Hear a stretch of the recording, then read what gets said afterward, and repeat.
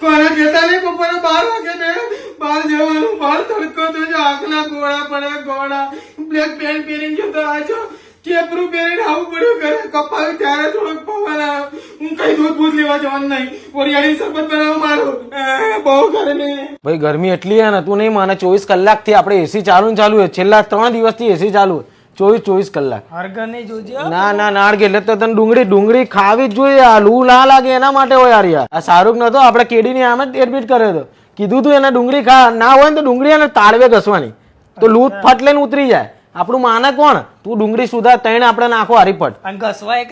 હા એ ઘસવા રાખ. જોરદાર ગરમી વાત જ થાય એવી નહીં ગરમીની. તો આપણે આ ઘર કેટલો ખર્ચો કરી લીધો. મેં કીધું વન વગડા આપણે આમ ગ્રીનરી હોય ને તો શું તડકો ઓછો પડે, પણ ના મારા ભાઈ અહીંયા તો જો તું બપોરે તો જોરદાર બફારો પડે લે.